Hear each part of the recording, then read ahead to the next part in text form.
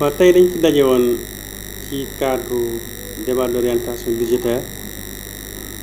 mu tombeek tamit at mi nga xamante ni bu ñu voté budget bi mooy at mi des ci liggéey ci loolu it li nga xam mooy programme de développement communal bi nga xamante tegoon nañ ko pour waxtaan ci ak conseil municipal ak askan wi wane ne juróomi at yi ñuy fal lii lañ bëgg a liggéey ñu wax conseil bi fiñ ci jot a toll ak liñ ci jot a def ñu benn bilan boo xamante ni dégg ngeen conseil yépp mooy ñu àndal doon liggéey ci biir conseil municipal soit ñu bokkoon camp politique wala ñu bokkul camp politique kenn ku ci nekk rafetlu nga liggéey bi parce que xam nañu résultat boobu ñëpp la engagé kon nag maa ngi ciy félicité conseil municipal bi mais aussi di félicité aussi équipe bi nga xamante ni moo nekk ci mairie yi mu équipe municipale bi ndax kenn ku ci nekk liggéey nga ci liggéey bu am solo di félicité partenaires yi mais aussi di félicité population yi nga xamante ni ñoom lañ koy defal te ñooñu faloon amoon ci ñun yaakaar jooju it wax dëgg yàlla gis nañu ne li nga xam mairie war na ko defal boppam te mënal ko boppam li mu ci war na bu dee téeméer te ñu digge woon ko mën na juróom-ñaar ko yëpp def nañ ko at mii di ñëw nag ñu war a redoubler d'effort pour que bu ñu mënta àgg 90% yi ci li nga xam engagé woon nañ ko ñu mën koo jege ab dëkk nag dëgg yàlla bu amee yenn retard yi dëgg yàlla du lu ñuy mën a liggéey ci at ñaari at juróomi at da nga koy mën a liggéey ci diir bu gudd nga planifier Mbacké 2050 bu defee nga li nga ci war def lépp nga def ko bu keneen dikkee it def la mu war def mu continue te xam ne loolu lépp Mbacké moo ci jariñ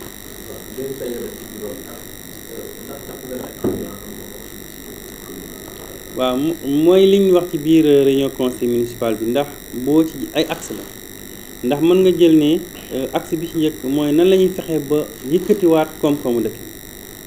loolu mooy fexe ba fayloo nit ñi mooy fexe aussi ba créer ay niches de recette loolu def nañ ci benn liggéey bu am solo ba vraiment gis nañ résultat yu andi bi ci des muy li jëm ci wàllu wér-gi-yaram ci diiru ñetti at ak genn wàllu jàpp ñetti at tabax nañ ci ñeenti poste de santé équipé ko yokk médicaments yi mais aussi réhabilité ñaari poste de santé jàppale jigéen ñi parce que boo xoolee allègement des travaux domestiques maanaam ni ñuy fexe ba jigéen ñi woyofal seen nekkin ak seen liggéeyin dafa bokk ci aussi ci santé ndax ci côté prévention mën ko fa dugal foofu it fexe nañ ba jàppale jigéen ñi pour former leen ci ay classes jàppale leen ci ay financement ba actuellement ñu 98 millions ci diggante mars ak léegi te bokkut ak 24 millions yi jiitu woon démb rek la ñu pare seen formation si jigéen ñi ba pare 10 classes yi leen joxoon kenn ku ci classe bi ci nekk am nga 100 000 di ci liggéey ba jural na leen beneen bi ci des muy ci wàllu éducation njàng mi it bi ñuy def nañ ci ay efforts yu am solo mooy non seulement yokk nañu fourniture scolaire yi benn ñaar bi informatiser nañ toutes les écoles ñetteel ba jënd nañ réseaugraphie boo xam ne am na capacité 10 000 copies par jour pour classe école yëpp di ko mën a utiliser pour élèves yi mais aussi réhabilité nañ école Serigne Massamba Mbacké jëlee ko ci 4 classes opérationnelles yóbbu ci 13 classes opérationnelles réhabilité nañ école Cheikh Amadou Diop si école Mame Cheikh Anta réhabilité nañ ko muy en finition ba pare lancé nañu pour liggéeyaat école Mame Mor Diarra ba entrepreneur bi ko gagné def na compte defal nañ ko contrat ba enregistré na ko ba incha allahu rabbi xam naa bu jotee avancé démarrage rek mu ne liggéey non seulement mur de clôture bi mais aussi mu mën a defaraat bloc bi nga xamante ni dafa yàqu mais aussi réhabilité yeneen classe yëpp ba nekk à niveau doon école bu bees boo xamante ni dañ ci mën a jariñ te gis ngeen ci biir PACASEN bi taxawal nañ benn projet ba am nañ financement pour tabax benn bibliothèque municipale ci 40 millions yoo xam ne dafay ànd ak salle de lecture ak salle de conférence boo xamante financement bi am na te it dañ koy def exécuter très rapidement ci loolu it gis ngeen ne daara mosuñ ko intégré ci système d'éducation mais dugal nañ ko ba at mu ne lañ jox 5 millions pour que ñu mën a intégré bokk ci li nga xamante ni mooy liy doxal dëkk gis nga ne Mbacké nekkoon na dëkk bu tumuraankoon ci ndox li coupure ndox yi daf daan bari lool li ko waraloon mooy benn forage bu opérationnel moo fi nekkoon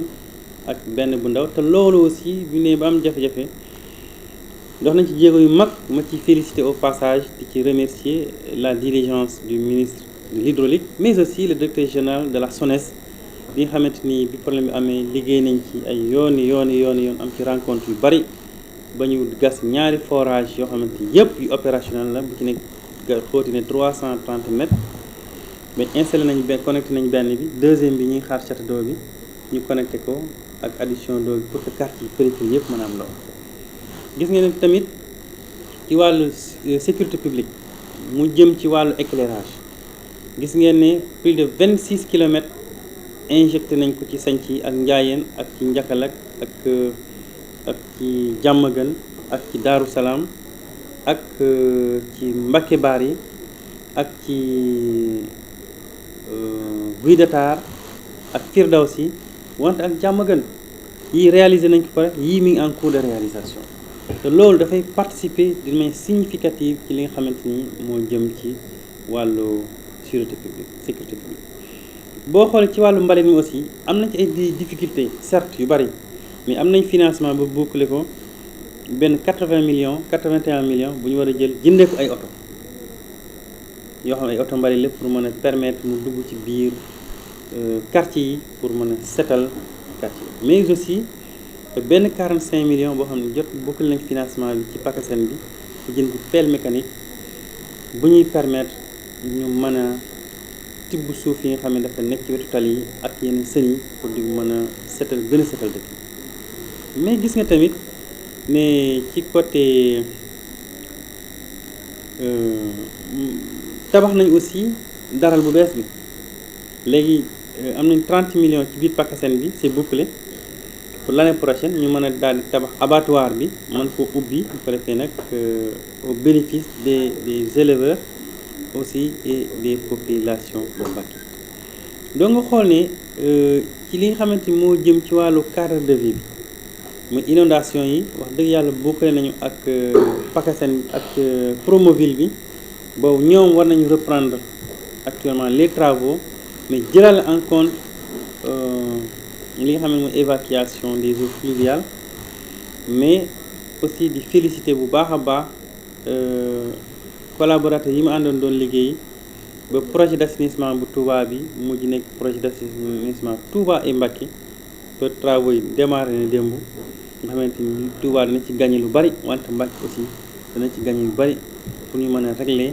d'une manière significative li nga xamante ni mooy les problèmes d'insalubrité pour la commune de Mbacké donc kon en tête ni réalisation yi bari na de sorte que mënuñu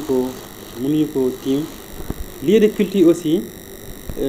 boo seetloo bi ñuy door a toog defar nañu armée li Mamour Diarra fii Mamour Diarra tudd miire nañ ko wa liggéey bu rafet nga xool ne aussi di jëm ci église bi génne nañu xaalis liggéeyaat ndax jàngu bi ni nga xam ne noonu la ñuy defaree armée yi noonu lañu participer aussi ci jumaay Mamour Diarra ji ñuy tabax nga xam ne at mu nekk dañ ciy participer ba bi ci mujj équipement d'ouvrage yëpp dañ ko jënd yóbbal ko sëriñ bi pour accompagner ko ci jumaa ji kon muy loo xamante ni aussi il y a 2 ans de cela aussi jumaa yi nga xamante ni ba ci mbaaru Mbusoobe bi ñuy tabax yëpp fekk nañ leen fa accompagner leen pour ñu achever seen i jàkka ak seen ay travaux pour le bien-être des populations. waaw 2019 bi ñi ngi orienté liggéey bi ci yeesalaat marché Mbacké foofu dañ ko injecté 80 millions pour defar digg marché muy hall bu mag bi ak ñaari hallu jënd li ci des am na ay oto mbalit yu war a jënd lu tolloog ñeent wala juróomi oto